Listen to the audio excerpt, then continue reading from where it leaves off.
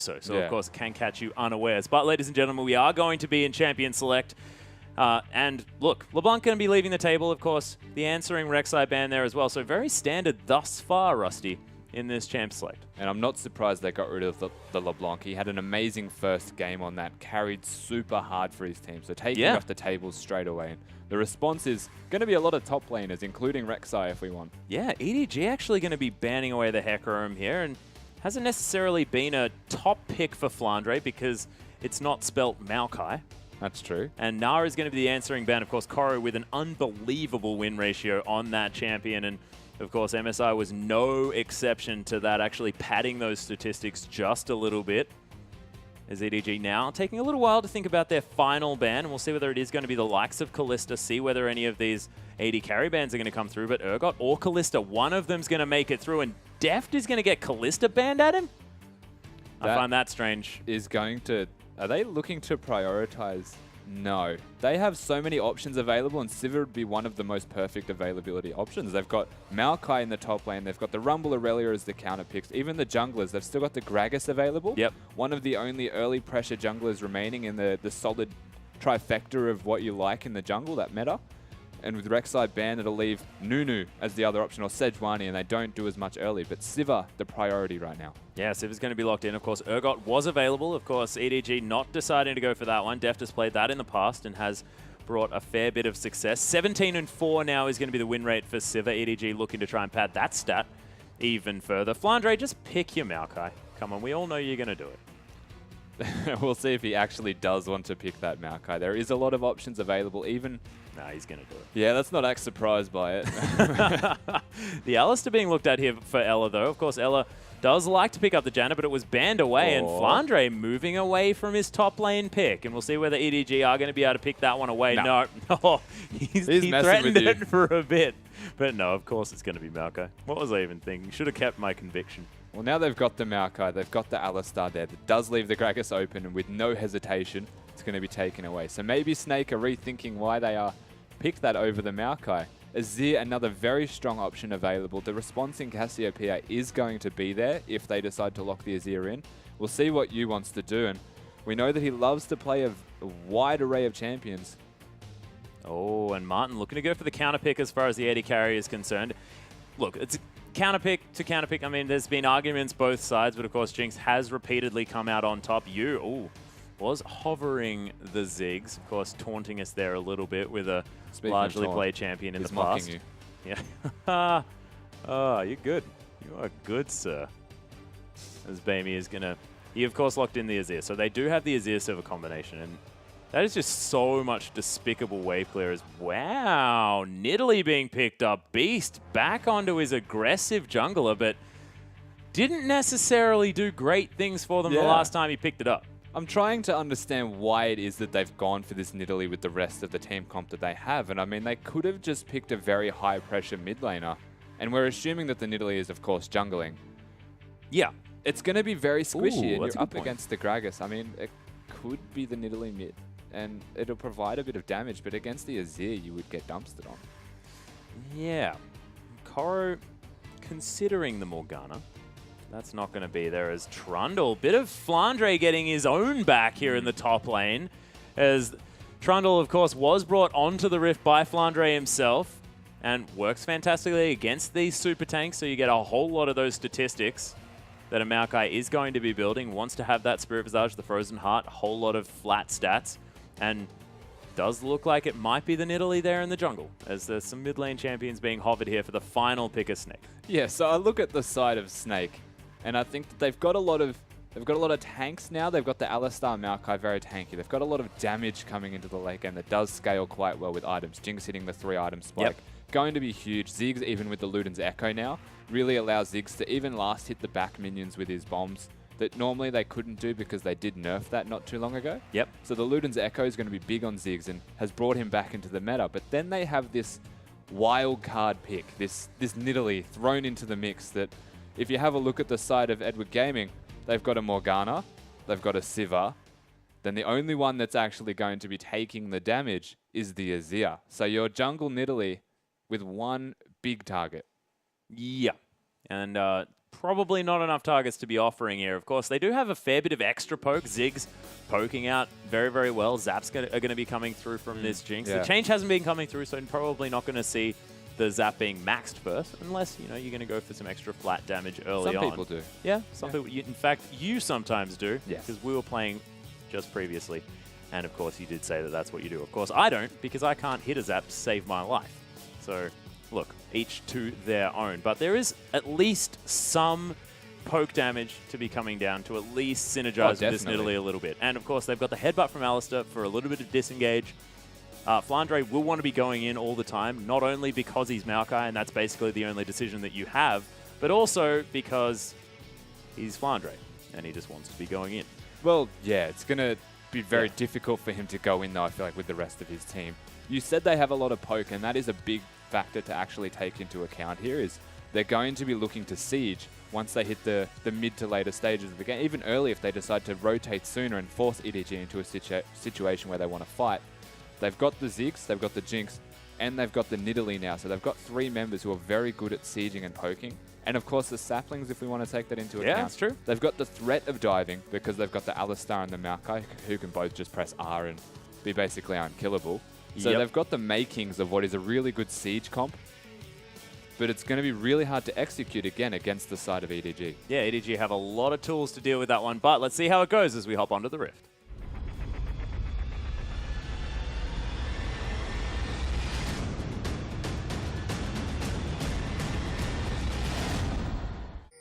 And here we are, we're onto the Rift, ladies and gentlemen, for EDG taking on Snake, the one team that seemed to have EDG's number in the previous split.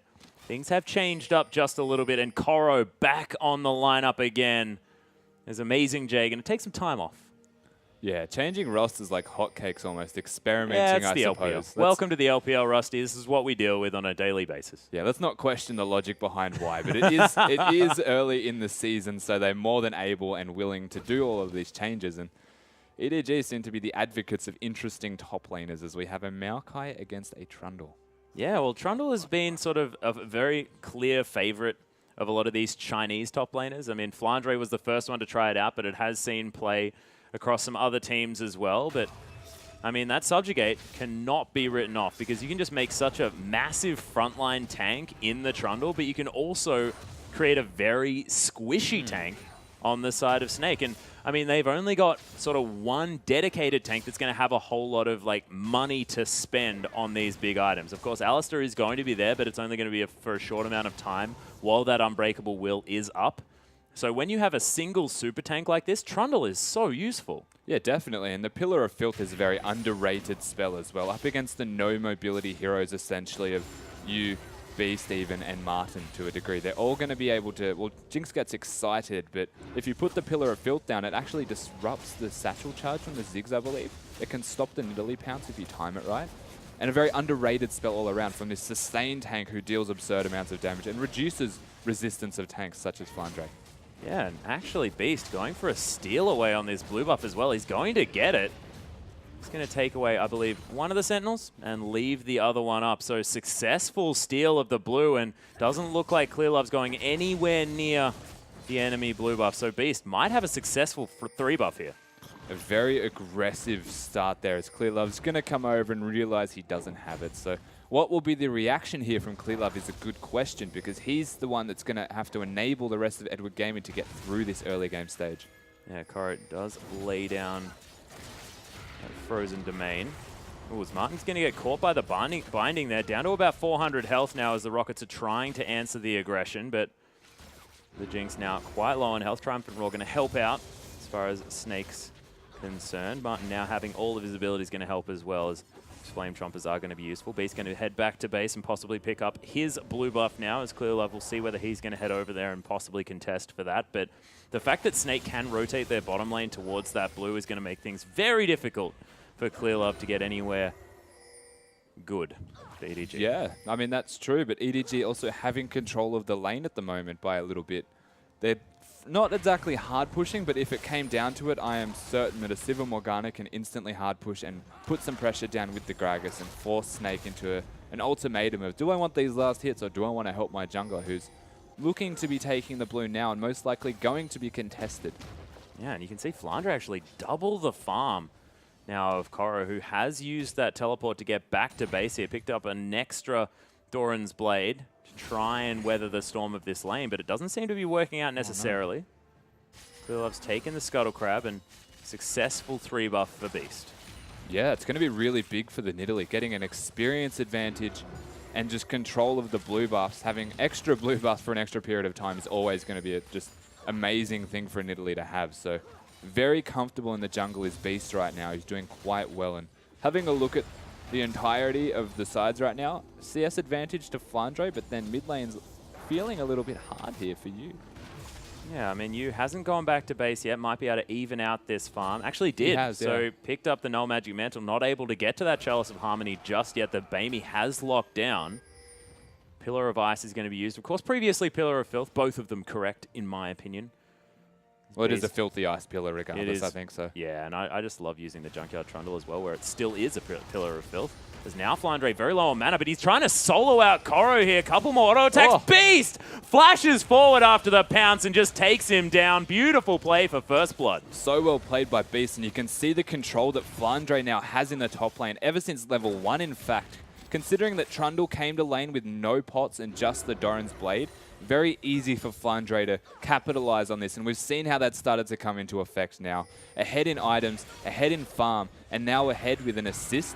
He's in a very good position in this top lane. He most certainly is. Now with that Catalyst of the Protector as well, there's not going to be very much that Koroi is going to be able to do to put on pressure. And he's got his floaties on, ready to try and survive this lane, most definitely, as they're capable of quite a bit of harass. But the Bouncing Bomb is going to allow you to just farm from range.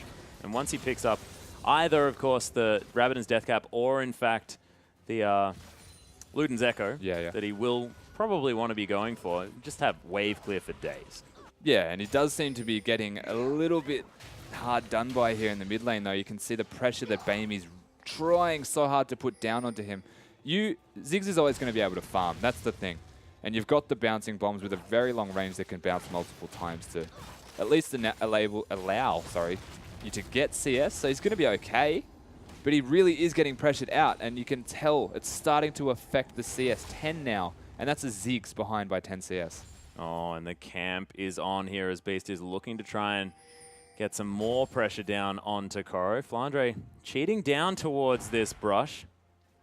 Probably assuming that Koroi wanted to grab that one, as Subjugate has been used here in the top lane. Flandre losing a bit of his health there as the spear, I believe, was going to land. Beast trying to get the pounce back. Beautiful pillar, though, as the spear is going to be dodged out of the way of, and Koroi going to survive to live one more time as the Dark Binding actually lands here on the bottom side. Deft able to throw out a boomerang as well, but you can see farm in favor of Jinx, as you would expect. Did she just tried to spell shield the traps and then they ran out at the exact same time, so not getting the mana and wasting the spell shield. That's a very sad time to be alive as a Sivir right now.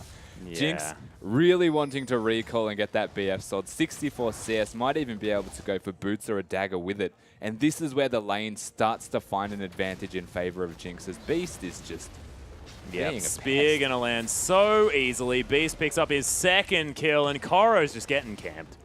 Yeah, completely getting camped out. Beast is starting to ramp up, has both of the kills, and Maokai doesn't necessarily need the kills. He's going to be fine with the assists, and the farm advantage that he has, by the way, is a fair amount, to say the least. Yeah, and there's actually the ultimate back here. Yu does use the satchel charge. Nice little alley-oop play there as the tower's going to fall down in the top lane. Clearlove, unable to find anything, was level 6, but Explosive Cast just couldn't find the opening to get that ultimate through. Zap going to lock down some farm here for Martin, as well as the switcheroo helping him out, picking up that minigun form and farming this one out quite nicely. 73 to 72, so Deft and Martin very close, but pretty non-interactive bottom lane thus far. Yeah, again, they're looking to get Martin back to base. He has so much money right now, but Sivir and Morgana putting down an abundance of pressure, really preventing that from happening. But you have to take into account now they're starting to run out of mana. They're going to have to recall sooner or later themselves, or the kill pressure comes out from the Snake side, especially given that Nidalee is now 2-0. Is going to recall and get the Magus upgrade most likely. Be able to go anywhere on the map and going to be massive from here on out. Yeah, Magus Enchant, probably tier as well. Oh, actually just opting for the boots. See what he does pick up instead. Of course, went for the tier last time we saw Beast play, but you have to think that if he's going to be finishing the Magus first, he might just forego that. I'm not sure. How important is it to have a tier on Nidalee? It's quite important because the amount of mana that you go through if you use anything more than just one spell at a time is very high. So you do want a tier, or you'd have to opt for something that gives the mana regen. If you want to go for Morellos, then so be it. Maybe even the Athenes, because you do want cooldown reduction as well with not just the Magus enchantment. But I guess the fact that they've gone for the boots first, they've upgraded the Magus straight away, is a sign that they want to fight now, and what a better time than at a Dragon. Yeah, well, 2,000 gold in the lead. Snake, they are going to be able to secure the first Dragon of the game. 10 minutes almost exactly here. As EDG just let that one happen. Beast's going to get caught by the Dark Binding here as well. Soul Shackles is actually going to go off. Mako looking to try and find something as very, very nice chompers and the weaving of the rocket. Oh my goodness. Speaking of rockets, Martin almost able to take down Mako there with the splash of the Super Mega Death Rocket. If it hadn't been nerfed, may have been able to lock down the kill. Maybe. One of the cuter interactions, of course, though, is that even though Death's spell shielded, the splash still goes off. And doing a lot of damage there to Mako is going to make him hurt. And this Nidalee's hanging around, has chosen a lane, and likes to sit there until there's at least 2 kills, apparently. Yep, does seem to be the factor here, but isn't going to be able to lock down that pink ward. Only a couple of auto attacks left as Beast is going to leave that one for now. Mako down relatively low, but Beast just going to ward this one up and take down the ward here, and we'll see whether Bamey is going to be able to play as aggressively as he otherwise was, or whether he's going to respect Beast's pressure that he might add from outside of the lane. Yeah, and while we're talking about Beast, it's definitely important to touch on the fact that he's doing a lot more right now than Clearlove is.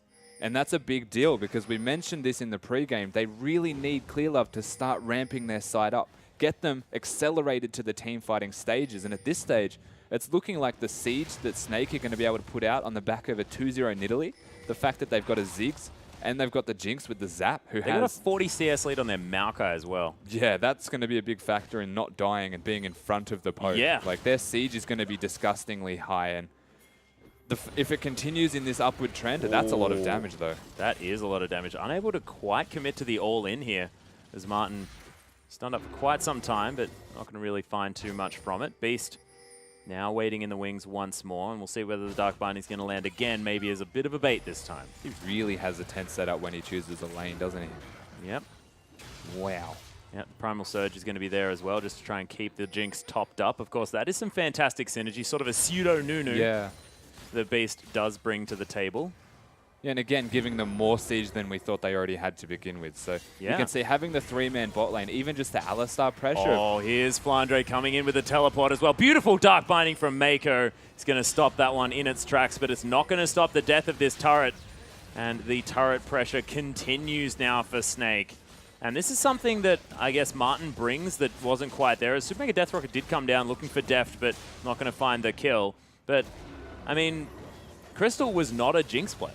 That just wasn't a champion that he really liked playing. I mean, if he was going to play a hyper carry, it was going to be the likes of Kog'Maw and Kalista. Yeah, it's definitely an interesting thing to note that it is Martin now playing the Jinx. And it's changed up the way that they're playing a lot. You can tell that the focus is definitely on the siege, not the hyper carry that you're talking about that has the... Oh, Beast flashing for it. Oh, takedown doesn't quite get it. Did he cancel it? He healed.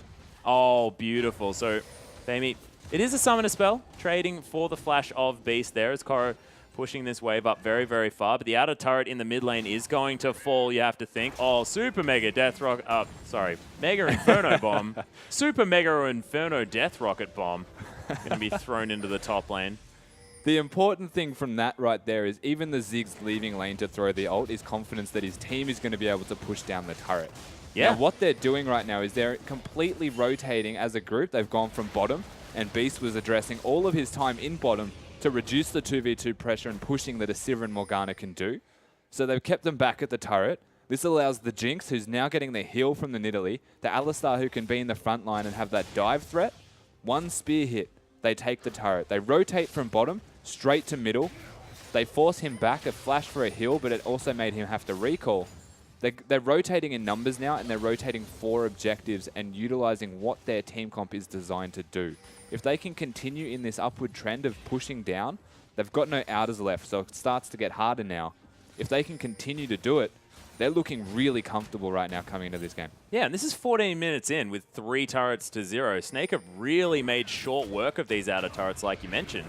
And that is caused a 4,000 gold leaders. Ella is actually going to go aggressive. Now the On The Hunt has been popped. It's Deft was looking for Martin. The heal was forced out there by the Jinx.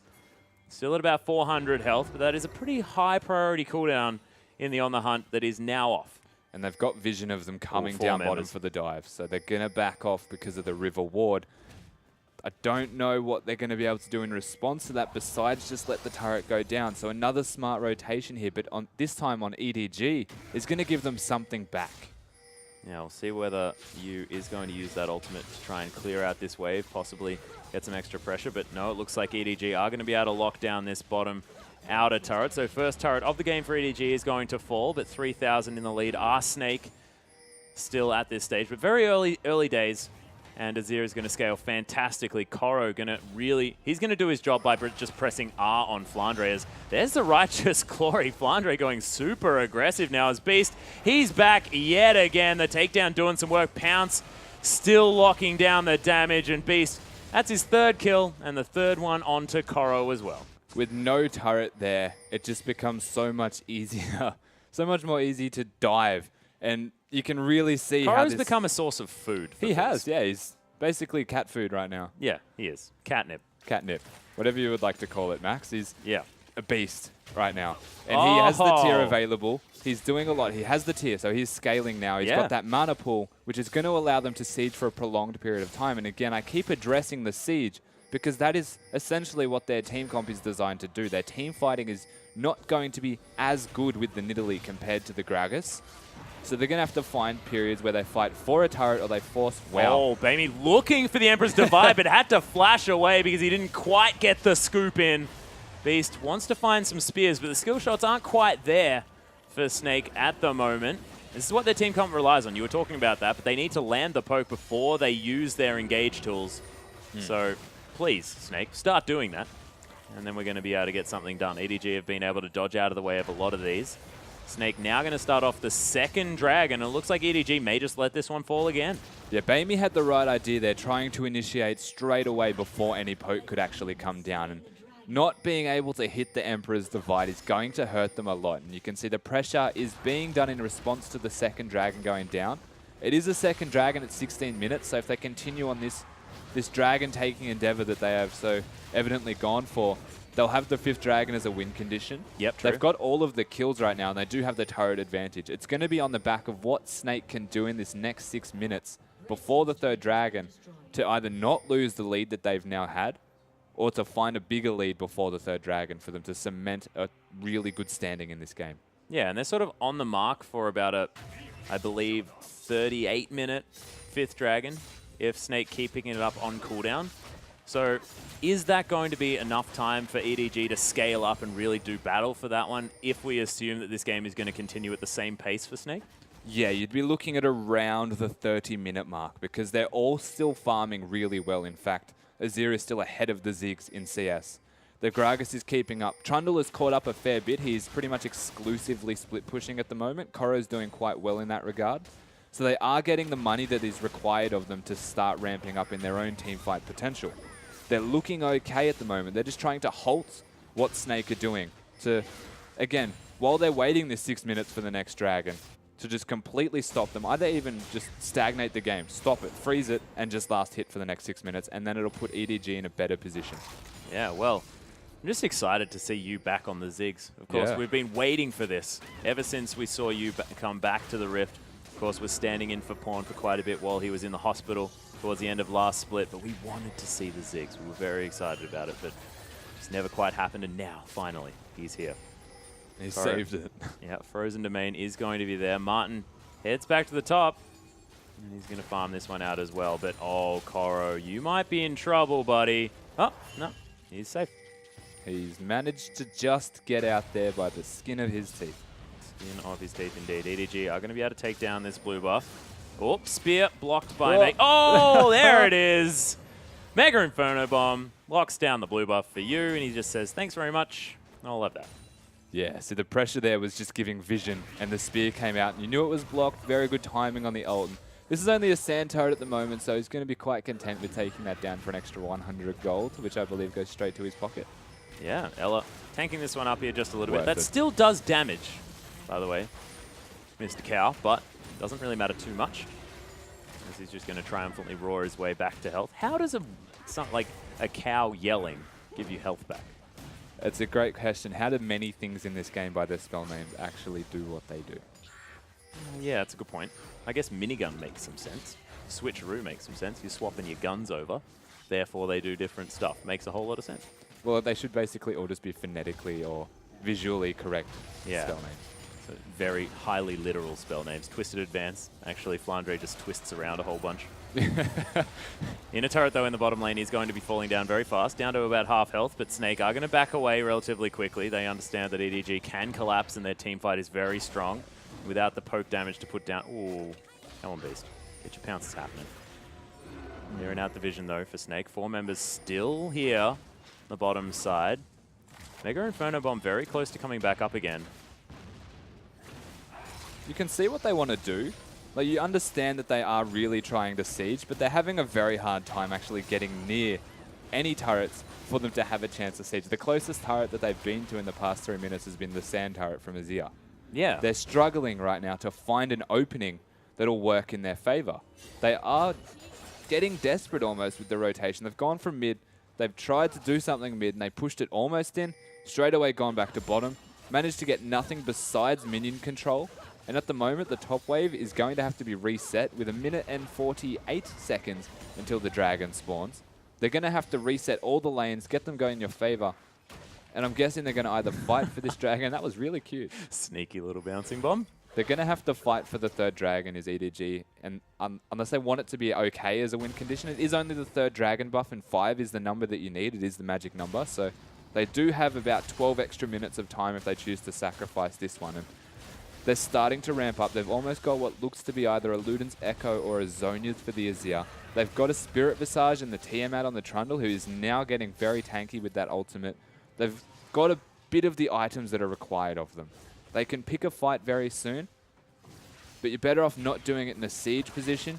You're better off doing what happened before with Baimi and going straight in before you take any damage. Yeah, EDG have to be very decisive with the fights they're going to take, because otherwise they're just going to get poked down by the bombs, the spears, the zaps, all sorts of things, even little trees chasing after them. As Baimi has done a fantastic job dodging out of these abilities from you. I mean, Hextech Minefield is going to be used just to clear the wave, but I mean, he's dodged bouncing bomb after bouncing bomb in this lane, and it's very difficult to do, especially when you're Azir and you're not all that mobile. Yeah, I guess it's kind of cool how the way that he's been doing it is he's not standing near the minion wave, he's standing to the side of it and providing pressure from a different angle. So the Ziggs has to choose between, do I want to control the wave and keep it even between us, or do I want to get pushed in a tower where I'm forced to take damage while trying to last hit? Ooh, Ella. Dark Binding not going to land. Bit too quick. Expecting the Duke. Yeah, the mobility cow was there. Puddle going to be used by Mako, but I don't think it's quite going to be enough, as Martin's going to take the blue buff here as well. Already one sitting there for you, so look, Jinx can probably use it as well. Want to be rocketing as much as possible. I mean, yeah, he can. I do have questions as to, they've got the Nidalee there. Why not put it onto the Nidalee? She wants to stack the tier quicker. Yeah, and good point. Throw out spears that'll be doing a lot of damage. I mean, Zap does take a lot of mana, but it doesn't really compare. No, not quite. Siege situation is going to be turning on its head now as Snake have to deal with the Sun Turret. But, oh, Spear going to be blocked there by the Raptor. Beast going to smite it away in anger and frustration. It is going to be locked down. EDG now with a bit of control over this Dragon, as the Sun Turret is going to be dealt with by Snake. Now it's going to be started off. Clearlove and Deft have already got it down to about half health, but Snake, they don't want to give this one up without a fight. They're trying to take down as much as they can. There's the Righteous Glory. Beautiful Dark Binding, though, as Mako is going to be able to stop that engage. And Snake get the Dragon taken from under their nose. That was almost too easy there from the side of EDG. They just put down the Sun Turret. They rotated and controlled the vision from where they were in mid, where they were taking the turret, all the way to the Dragon. They put it down so quickly that there was no way for Snake to get there in time without fighting, and the Dark Binding just completely disengaged that opportunity. Yeah, Mako has landed so many of them as well, as now EDG is a 5-man unit. Going to have to deal with the rotational play of Snake. They're moving around, stealing away another blue buff here as well. as you is finally going to be able to lock that one down. EDG now pushing on the inner turret in the mid lane, but what is Snake going to respond with? It looks like they're sending multiple members top lane, but there's not really too much to gather from there, as EDG seem to have outmaneuvered Snake a little bit here, as Baron was actually started. Oh, Yu's no. being caught out, is forced to flash over. Oh, There's what? the Dark Binding, somehow managed to get in there as the creep blocking of the Krugs, very rude, gets both of the summoners of the Ziggs. So they forced them around the long way. You can see it's absurd that EDG have the vision on the top side of the map where they do in Snake's jungle. Yeah. But they have so much control of that area. The Morgana over there with the bindings and just the threat of where the rest of EDG were besides the Sivir forced them the long way around, allowed them to get some control of the area. In the end, it forced out a lot of Ziggs' summoner spells, in fact, all of them. Yeah. And it made them in a much more comfortable position where this comp, who has been designed to siege here on the side of Snake, I can't see it team fighting too exceptionally without getting the poke down first. They're not being allowed to do all of this because EDG are rotating smartly and quickly before you can react. Yeah, and koroi now has caught up to 10 CS behind Flandre as well, and Trundle has just put himself out of the game. Just said, I'm going to sit in a side wave and push this entire time, and that is going to be fine. Beast notices that there's a ward down. Doesn't want it to be there for too much longer, and is going to mean that Snake are going to get some positional advantage and some vision control back around this Baron area. Do have a whole lot of Baron damage. Jinx is something that is going to be able to be used for that very effectively. Nice double barrel. Zell is going to triumphantly roar them back up to health again as well. Decent amount of sustain for this team comp at the same time. Of course, Martin's going to have some life steal, but Ella with the Triumphant Roar, you got Primal Surge, you got Flandre's passive there at the same time, and Yu's going to be trying to stand as far away from EDG as he can. So Snake might be able to keep... These bindings are just ridiculous. Yeah, Mako's... I want to know his accuracy on that ability, because he's hit a large majority of them. He would be upwards of 90%, I would imagine, at this stage. A lot of bindings connecting, and koroi not exactly surprising me right now with where he's standing, and that's in a side lane by himself, last hitting minions. Yep, pushing it out as quickly as he can. Of course, Flandre continuing to stay ahead in farm as another Sun Turret is going to come out from Baimi. Just creating control, and it looks like this Azir seems to be an answer to this comp. It seems to be just forcing Snake to... It's kind of cool how the Sun Turret denies any chance of them sieging anywhere, and it's actually keeping them so far back. Yeah. That it's going to come down to, and that was a really nice spear. You're going to need more of those, and it's going to have to be onto Baimi so that the Azir doesn't have the initiation threat of the Emperor's Divide with the dash. And at the moment, you're right, the Azir does seem to be the answer. It's completely voiding any opportunities that Snake are trying to place. And Edward Gaming using smart rotations on the back of having a Sun Turret or just having the Azir for wave clear in a position. Being able to hard push things down if they choose. It's all, the potential's there. And the turrets have now evened up, granted, so they're going to be able to... The next fight, anyway, will be deeper into someone's side of the map. Depending on whose side of the map it is, Snake want it to be in the side of Edward Gaming, but if EDG continue to rotate the way that they have been the past 5 minutes, it most likely will be in Snake's side of the map, and that'll be a free turret for them with the Sivir. Yeah, Beast continues to throw out some spears, not quite Mako level. There's another Dark Binding's going to land. No surprises there. Was that a flash from someone? No, it wasn't. Just thought I heard it. Not going to be happening. EDG just continuing to farm out in the mid lane. Top laners in the bottom lane, just split pushing against one another. Very tanky is the Maokai. Almost has his Spirit Visage. Ella going to be caught out just a little bit. Just take some poke damage. The cow. Not something that's going to be killed too easily. The Unbreakable Will is, of course, there if he gets into any real danger. You do have the Frozen Heart and the Spirit Visage completed by koroi as well, so he's starting to ramp up in the tankiness. Left it at a Tiamat. Of course, Flandre did like to grab a Ravenous Hydra relatively quickly. Of course, a little bit of extra sustain. Something that's going to synergize with Trundle's kit, just because he gets so much extra health back from everything. And This if is you've a free got... turret. Yeah, it's a very free turret from Deft. It's going to be taken with no trade whatsoever. You can see a lot of the pings now from the side of Snake reactively. We need to push mid down. And I agree with them. They need to do something because it feels like they're a ticking time bomb of if it continues too much longer, they may not be able to come back into this game. They've got a lot of late game scaling. They do a lot of damage late game. But if you have a look at the team comps in a 5v5 situation, it's starting to feel like Edward Gaming are outscaling them. Yeah, and look, Edward Gaming just have so much extra vision as well. Snake only have about 3 wards on the map at this stage, 4, if you include that one in the Baron Pit as well. But EDG know exactly where Snake are. They're able to answer all of the pushes and make educated decisions as to where to be to allow them to not get pushed out and pick up objectives when they can. And we saw Deft capitalizing on that just before. Yeah, the fact that Civic can go to top that deeply, not contested at all, take a free turret from full to nothing as Mako hits another one. Yeah, another binding. Look at the auto attacks there as Wow. well. Deft actually flashes over, picks up the kill on the Beast. Clearlove very, very low now as the Emperor's Divide going to be used just to try and get Flandre out of that fight. A lot of low members of EDG, but look at the damage. Koro finds his way in the backline as well, and with the Subjugate soaking up so much of this damage, EDG just turn it on when they need to, and that Emperor's Divide from Bamey was stunning. On the back of Mako hitting another bind. Another one. Siva flashing over the wall, getting the attack reset and critting almost both times, I think. Destroying what was left of Nidalee's health bar.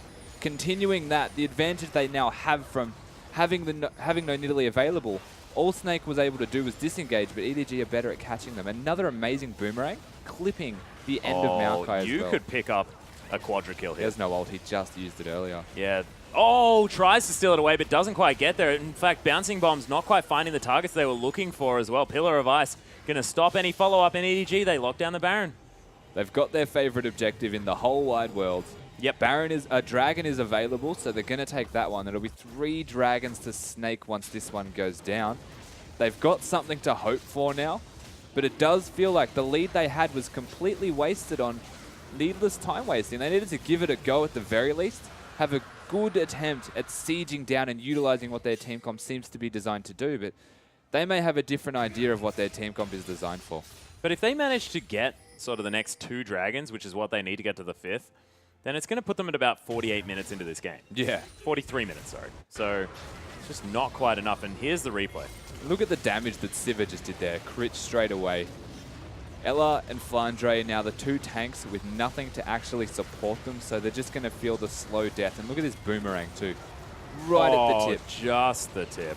Destroying them, and the rest of the side just left to run away. Koro doing a lot of work right now for his side. He's a tanky, relevant member, whereas it feels though the Maokai and the Alistar, Flandre and Ella are doing all that they can, but there's no team to back them right now.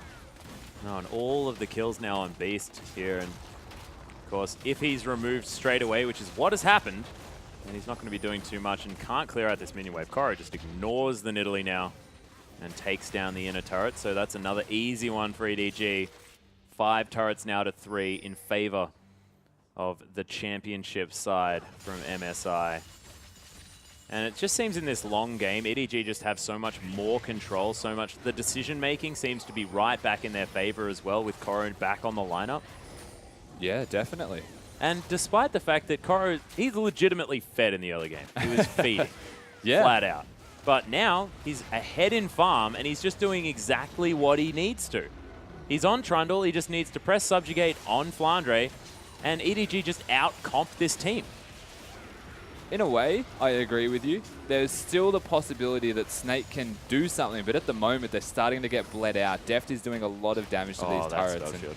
The Spell Shield, the Morgana Black Shield. If they continue this siege up with the Baron minions, it's going to be very hard for Snake to come back into this game if they manage to break the base, and they're going for it. Yeah, and you can see Bamey as well, just able to zone away with these Sand Soldiers. Snake looking to try and get in there, but look at the Pillar of Ice, just stopping it in its tracks completely. The disengage from Koro, that was beautiful. Yeah, I mean, there's no answer right now from Snake. I'm trying to think of a way that they can come back into this game, and if it doesn't involve them sieging a turret, which I have mentioned so many times, is because it's basically all that they can do. They've got the late game scaling that is probably matched with EDG, but they do feel out-comp. They've got a lesser team fighting comp, and up against EDG, who, when it comes to late game team fighting, they're very good at it, but that also seems to be something that Snake are quite good at that they aren't utilizing right now. Yeah, well, it's not something that they've really figured out with this particular comp. And you, I mean, he's on sort of the counter-siege expert in Ziggs, able just to wave clear all the waves, try and get them all out of there, but just wasn't able to take down the Baron minions quickly enough. Well, if I was to coin this game anything at all, it is 2 to 3 in kills. So there's absolutely no kills across the board here, and we're 34 minutes into this game. It's come down to rotational play and map control. And if I was to tell you which side had more map control, it would be EDG by a mile. Landslide. A landslide. They've got so many wards controlled everywhere. Even if they're not on that half of the map, they still have 3 to 4 wards there for no particular reason that become relevant in 2 minutes' time. EDG are on top of their control of this entire map. Snake have no real response, only really having about 3 or 4 wards down at any one time at the moment. Starting to struggle, and the fact that the control is so heavily in the side of Edward Gaming, they've used that and capitalized. Sivir being able to take towers solo in the top lane is the perfect example of control of the area. If a Sivir feels safe by herself, you know you've got control of an area. Oh yeah, so short range, of course. Does have the On the Hunt ready. EDG are able to start a fight if they want to. Teleport available from Koro, so you can head down from that top lane. You probably shouldn't be taking too many of those Sun Turret shots. He just wanted to test how much damage it dealt. Yeah, Deft actually using the spell shield a bit preemptively there just to make sure that he doesn't get twisted advanced, and Sun Turret continues to do the work. It's Bamey able to set up the mini ARAM here in mid. Flandre wanted to clear out this top wave. So EDG gaining positional advantage around this inhibitor. Loses about half of its health now as Deft very, very aggressive. Throws out some boomerangs. Oh, Ella, aggressive moves there. Unbreakable Will has been popped, but EDG just going to back away. Utilize the time that they have, stall out the ultimate, and then start again.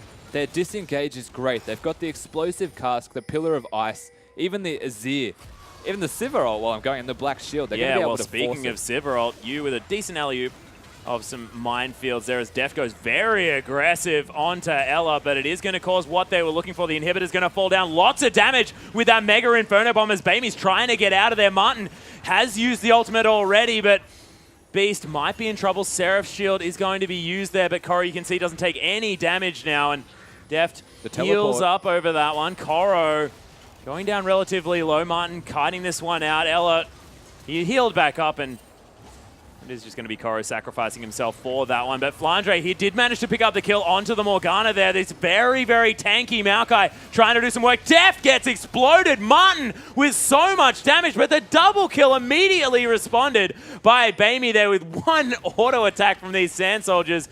Azir, you just cannot get in range of that auto attack because it just destroys you. But it's a one trade for Snake. That was a crazy prolonged fight, to say the least. It just went for such a long period. They had Flandre start the fight out, took a lot of damage, went back to base, teleported in to secure the Morgana kill, and then continued to push into the rest of them. That whole time, the Trundle was tanking, Maokai was tanking. So I guess in that regard, it worked out really well for Snake. They've picked up a 4th dragon now. Yep. This is really good for them. They've lost the inhibitor. They just need to get control of the outer wave minions, the top and bottom lane minions, control the mid lane, and they're going to have to look to the 5th dragon as their big win condition. But with Baron up in 5 seconds, easier said than done. Yeah, well, EDG have to get denied this Baron if Snake want to stay in this game. That is just flat out what it has to be, because otherwise they take another inhibitor, and as soon as 2 inhibitors are down, it's not a whole lot they can do. Of course, you now has that trinity of mid lane items in the Rabadon's Deathcap Athenes and, of course, the Void Staff. So he's going to be doing a whole lot of extra damage. But I'm not even sure whether even a Ziggs and a Jinx have the wave clear to deal with the amount of pushing power that EDG is going to provide. So they're able to deal with the minions. They're not really able to deal with the champions at the moment because the pressure that EDG are actually putting down. Especially Bamey. Man, this guy is just huge. Yeah, he's a big threat. And even just putting down the Sun Turrets is forcing them back into their base in a position they don't want to be. You can see the disengage again. The side that Edward Gaming have, their disengage is ridiculous. Yeah. It stops any engage attempts that Snake are trying to do. And is he looking the home guard? Yeah, we're looking for some teleports. As he has finished up the Hydra, he's got another cowl. The Banshee's Veil is going to be the next item to come through here as Snake, decent spear there from Beast. It is going to be Koro just leaving the base, decides not to use the home guard teleport that they did have. Just wants to get himself into a position to be useful now instead of just waiting for an opportunity. Still, this game, no kills in it. Yeah. 6-4 in favor of Snake as far as the kills are concerned, but 4,000 gold, still the lead for EDG, and they just have the objective control. That's it. The difference, about 4,000. The difference is also about 4 turrets. So Yeah. the entirety of the control of this game has come down to objectives and turrets. So a very, very slow-paced, entirely objective-focused game, and it's being played out really well and calmly, for lack of a better word here, by EDG, yeah.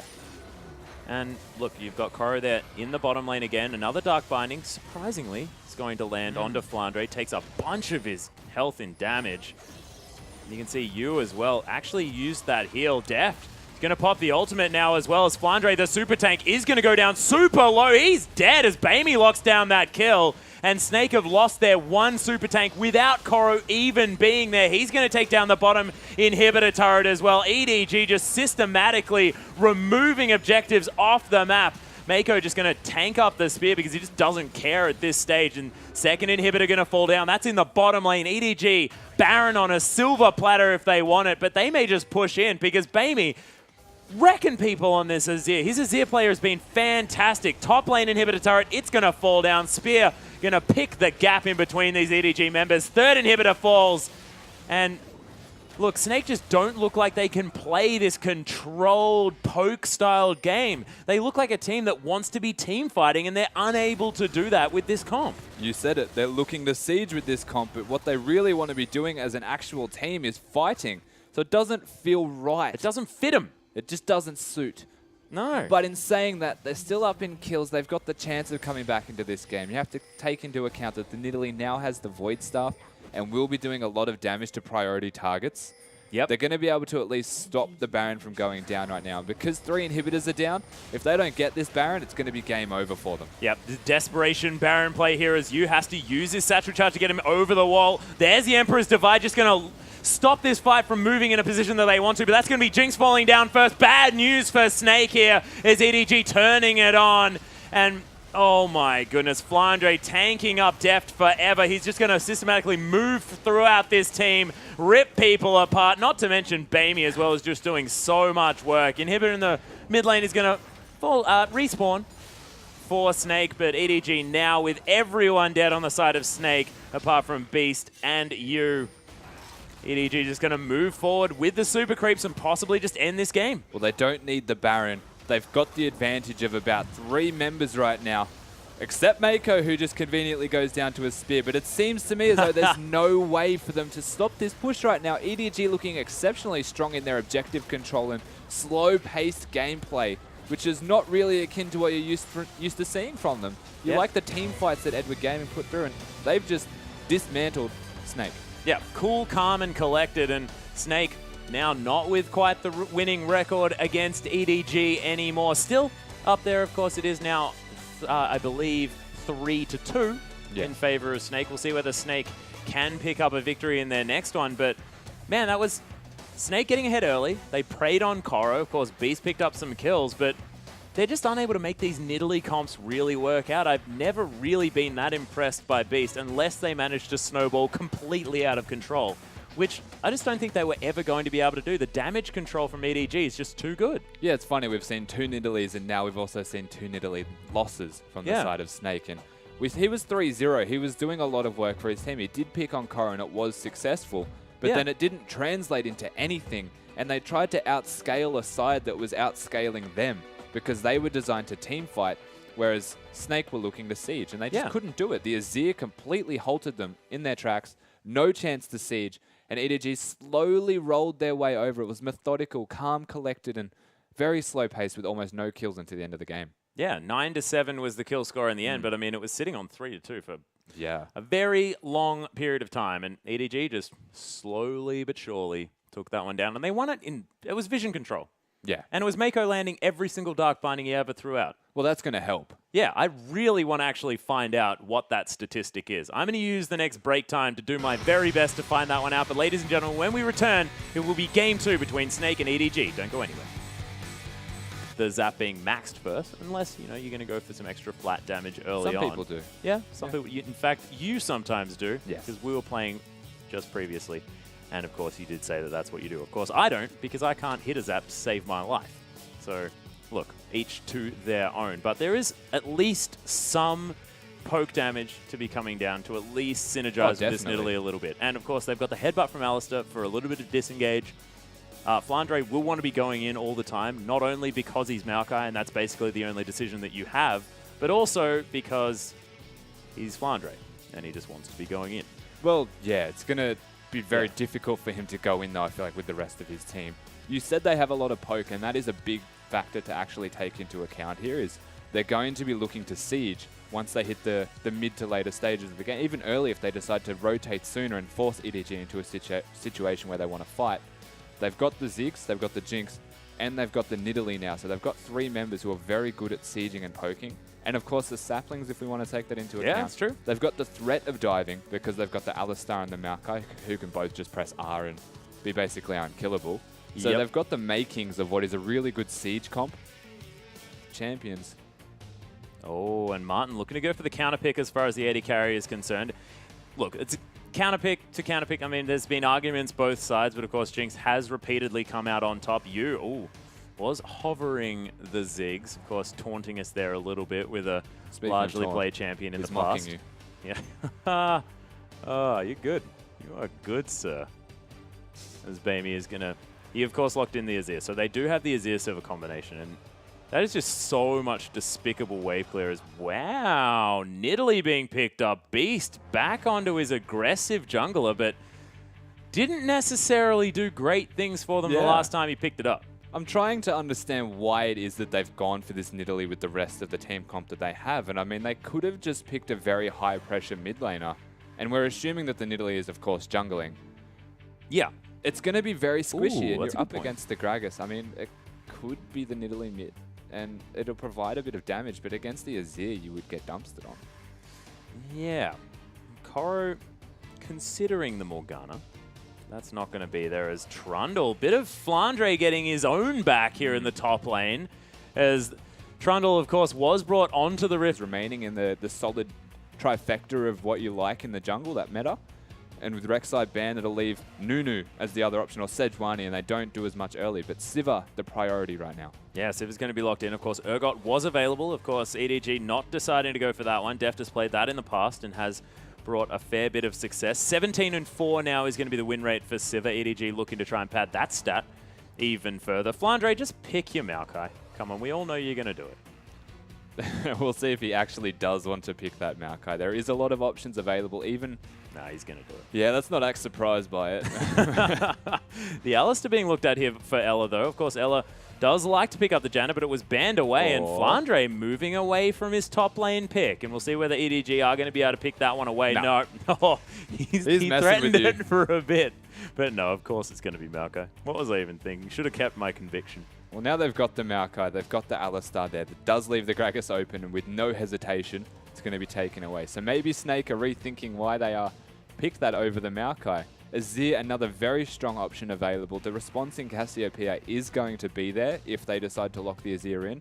We'll see what Yu wants to do, and we know that he loves to play a wide array of... By Flandre himself, and works fantastically against these super tanks, so you get a whole lot of those statistics that a Maokai is going to be building. Wants to have that Spirit Visage, the Frozen Heart, a whole lot of flat stats, and does look like it might be the Nidalee there in the jungle, as there's some mid lane champions being hovered here for the final pick of Snake. Yeah, so I look at the side of Snake, and I think that they've got a lot of tanks now. They've got the Alistar Maokai, very tanky. They've got a lot of damage coming into the late game that does scale quite well with items. Jinx hitting the 3-item spike. Going to be huge. Ziggs, even with the Luden's Echo now, really allows Ziggs to even last hit the back minions with his bombs that normally they couldn't do because they did nerf that not too long ago. So the Luden's Echo is going to be big on Ziggs and has brought him back into the meta. But then they have this wild card pick, this Nidalee thrown into the mix that if you have a look at the side of Edward Gaming, they've got a Morgana, they've got a Sivir, then the only one that's actually going to be taking the damage is the Azir. So your jungle Nidalee with one big target. Yeah, and probably not enough targets to be offering here. Of course, they do have a fair bit of extra poke. Ziggs poking out very, very well. Zaps are going to be coming through from this Jinx. The change hasn't been coming through, so probably not going to see so. Of course, can catch you unawares. But ladies and gentlemen, we are going to be in Champion Select. And look, LeBlanc going to be leaving the table, of course. The answering Rek'Sai ban there as well. So very standard thus far, Rusty. in this champ select. And I'm not surprised they got rid of the LeBlanc. He had an amazing first game on that, carried super hard for his team, so taking off the tables straight away. And the response is going to be a lot of top laners, including Rek'Sai if we want. Yeah, EDG actually going to be banning away the Hecarim here, and hasn't necessarily been a top pick for Flandre because it's not spelt Maokai. That's true. And Gnar is going to be the answering ban. Of course, koroi with an unbelievable win ratio on that champion. And of course, MSI was no exception to that, actually padding those statistics just a little bit. As EDG now taking a little while to think about their final ban, and we'll see whether it is going to be the likes of Kalista, see whether any of these AD carry bans are going to come through. But Urgot or Kalista, one of them's going to make it through, and Deft is going to get Kalista banned at him? I find that strange. Is going to... Are they looking to prioritize? No. They have so many options available, and Sivir would be one of the most perfect availability options. They've got Maokai in the top lane. They've got the Rumble Aurelia as the counter picks. Even the junglers, they've still got the Gragas available. Yep. One of the only early pressure junglers